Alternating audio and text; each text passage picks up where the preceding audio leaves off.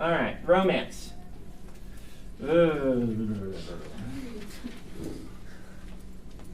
Romance is what. Hey, what different readers want regarding this is going to differ wildly depending on the genre and subgenre you're writing. Okay? I think the best thing I learned for making a romance realistic was what I learned about making characters realistic. I keep coming back to that concept, but when a character is there just for a romance to occur, the romance felt unengaging because it's a character, falling in love with a cardboard cutout. And so,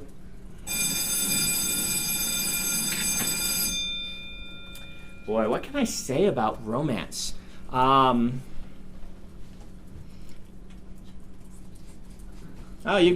Here's a question. Oh, okay. I hope you're going to take over and teach us. I know nothing about it. But I've got Dave's lesson on it, and I'll teach that one after this. He does a good job with it. What's the difference between like a kind of a childish romance, right, let's say, versus an adult romance, and do you really need to make that much of a difference when you're writing? Oh, that's actually a good question because it's something I've thought about quite a bit. Certainly, there's going to be a big difference between a middle grade romance and a teen YA romance. Middle grade is, the kids are usually just beyond girls are yucky or boys are yucky. And they giggle, but they don't profess true love. And I think that one's actually, easier for you to distinguish than the teen romance, which is, here's the thing. How realistic do you want your romance to be? That's question number one, okay? How realistic do you want your romance to be? That's a little like asking how realistic do you want your fight sequences to be. It's kind of a loaded question. My fight sequences are wildly unrealistic because they're taking place in a fantasy world and we're doing fantastical things with them. Even if you pull out the fantasy, I tend to arrange the situations in such a way that they would be somewhat unrealistic. I do more Hollywood-style fighting than I do tough and gritty fighting. And I probably should have talked about this in the fight sequences thing. But, tough and gritty fighting, the real nature of fighting is you take a wound and you don't fight anymore. That's the end. Two people, one person can almost never beat two people. If there's two of them and one of you, you lose. That's how fighting is in the real world, if they're all trained. The only way to get around that is the sort of intimidation factor, which is the kind of berserker factor. If you go watch people fight online, you can see like little videos. There's this one that I saw of this guy who just goes crazy, rips off his shirt and takes down 4 guys. But what he does doing it is he shoves this one, he knocks this one away, he goes crazy on this one, and the others stand back going, "Holy cow, he's gone crazy!" And that's the way you beat a group in real life. In real life, if 2 people come at you with swords and a shield, and you have a sword and a shield and nobody around you, you're dead. We don't like to talk about this, but it's true. I mean, yes, you could probably beat those 2 guys once in a while, but those sort of situations, 2-on-1 is not very fair. See, we got some martial artists in here, right? What am I saying wrong about this? It's really hard to fight 2-on-1, isn't it? You'll notice that even in Hollywood movies, if there's a hero surrounded by a group of guys, they all come at him one at a time. Mm-hmm. The others just stand around and wait. Here's another fact of real fighting for you. Getting the guy on the ground is the best way to win in an unarmed fight. You don't want to kick him and punch him except for once. Get him on the ground and put him in a headlock. That's how you win. Preferably while pounding him in the face while you've got him in a headlock. Don't laugh, that's what you do. If you really want to beat somebody, you kick them really hard, or you rush at them really hard and knock them off balance and down. You get them on the ground, you put them in a hold, and you beat them senseless. That's how you win. You can't do that in a group because notice when you're doing that, what happens to with their friend? They're jumping on your back and then you lose. But that's, real battles with a sword and shield, did not usually take place like the test and the circling and the things and then exchange. They went like this. No, really. You put your shield up and you hit over the other guy's shield or to the side of it until one of you dies. Or gets hit, and that means you die. And it's over like that. That's a battle. A one-on-one. Now, in real warfare, they're putting you in ranks and formations so that sort of thing doesn't happen. You're here stabbing with a line of a bunch of guys stabbing at a bunch of other guys coming at you stabbing. And you're hoping to break their formation so you can do the stuff I just talked about to them. And that's real war. So it depends on how realistic you want to make it. Are you talking more about fantasy warfare? I'm talking about medieval warfare, okay. yeah. Modern warfare is a completely different beast. Completely different beast. Question, comment? I was just going to say, it's also like if you ever watch the Olympic fencing, it's Yeah. over in like 1 second. Yeah. Just whoever goes first. Really. Yep. And so that's realism. So going back to the romance, how realistic do you want your romance? Do you want to allow it to be Hollywoodified a little bit? And there's really nothing wrong with that. It's a trope that we all buy into. Just like we buy into the fact that we can have extended duels commonly and that one person can take on three.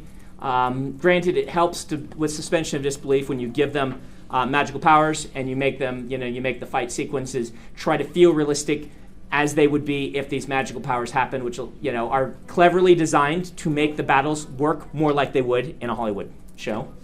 I think that's something like he was talking about video games earlier. We come up with this idea of hit points. As long Yeah. as you don't go to zero, you're Right, fine. right. But like you said, like one hit, you're Yeah. basically done. So like how much damage can we do to our characters Right. believably before they should lose? What type of story are you telling?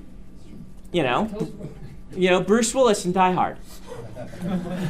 That guy should have been dead long ago, but the story works because he is just so tough. He's not. Realistically, you take a wound in your arm and you're out of fighting for, 6 months? You don't fight again for 6 months. You take a wound in the side, you don't fight again for 6 months. Or maybe longer. You're down. That's it. You take a wound in the leg and you can't march.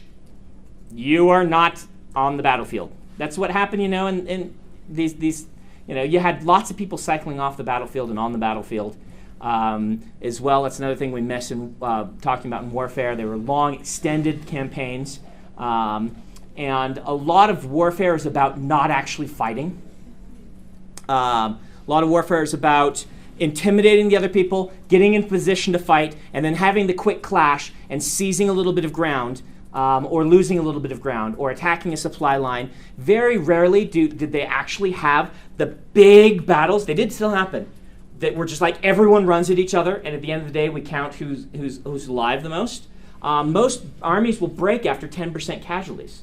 You see 10% of your friends fall in this rank, and holding that rank gets really hard because it's breaking apart. And when the rank breaks, you know that you're dead.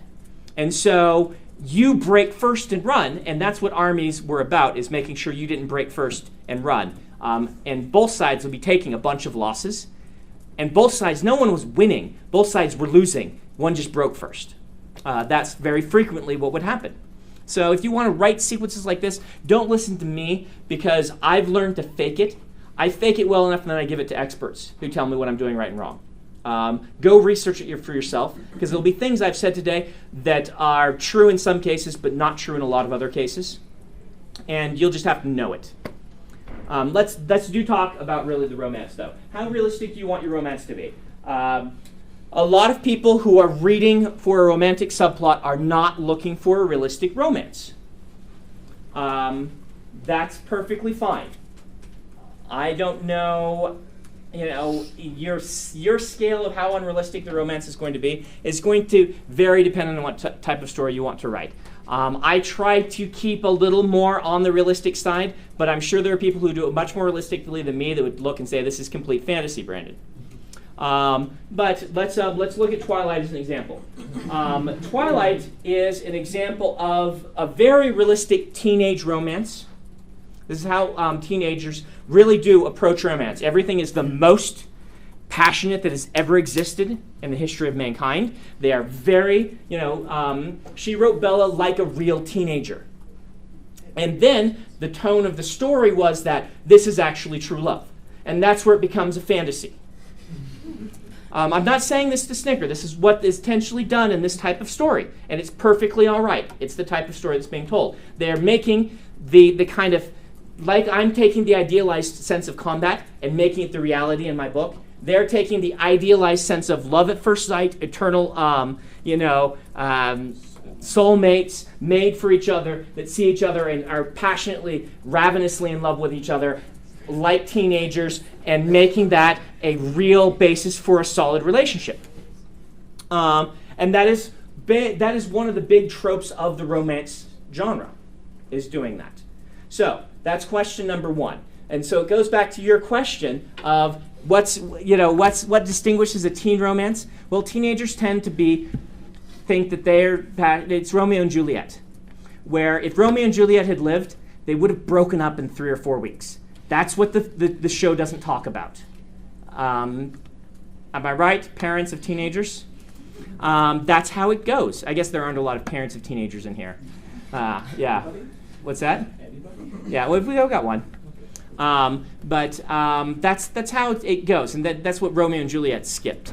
And so, what's a real romance like? Well, you've probably been through some of them. Real romances involve a lot of trying to guess what the other person's thinking and being wrong. They involve a lot of doing dumb things for what you think are good reasons, but really aren't. They involve a lot of kind of fumbling and kind of, all of this sort of stuff. And you can make a really deep and powerful romance that way, but it takes a lot of work. And so sometimes the quick and easy romance is a better fit for a story. One of the things that Dave Wolverton talked about with romances is a concept he called braided roses. He says one of the most fulfilling archetypes for a reader is to have two characters. This works not just for romance. So two characters who are forced to be together in a way that together they look beautiful, like a pair of roses, but they each have such personality quirks and such that they rub each other the wrong way, and they jab the thorns into each other. So they're like a pair of braided roses. Like I said, the reader can get a sense over time that they're beautiful together, and the characters can get a sense eventually that they're beautiful together. But at the beginning, it's just about those thorns. You've read stories like this, I assume.